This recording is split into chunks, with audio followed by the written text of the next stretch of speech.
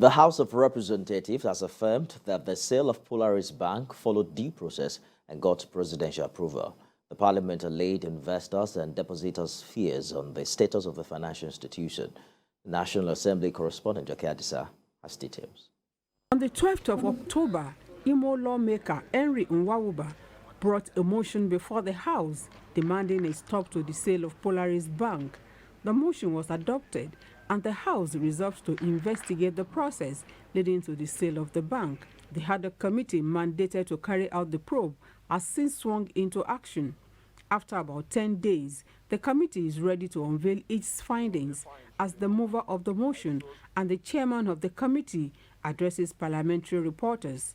It says due process was painstakingly followed. The committee has started work, and we have looked at the documents, and that's the beauty of investigations in Parliament. The beauty is that regardless of what comes on the floor, it is only when we start to look at the documents before us that we'll be able to start getting a clearer picture.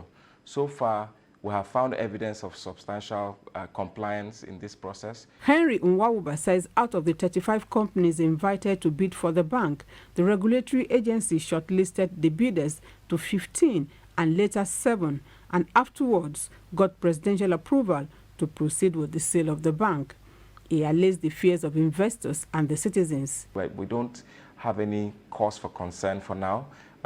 For the stability of the financial systems in Nigeria, we'll call on the Nigerians to know that there's nothing wrong with Polaris Bank as a bank. What the House is looking at essentially is the process of the acquisition or the sale.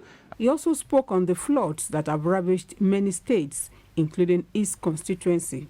Henry Nwawuba says no fewer than 35,000 of his constituents have been affected. This year, it's been particularly bad. Thank God it's budget season, and it will be good to see us capture palliatives and things that will cushion the effect against next year's harvest, because we know that food production in the country this year will be a challenge. The legislator urges the Central Bank of Nigeria to provide moratorium for farmers who obtained loan facility and were affected by the ravaging floods. Joke Edsa, TVC News, Abuja.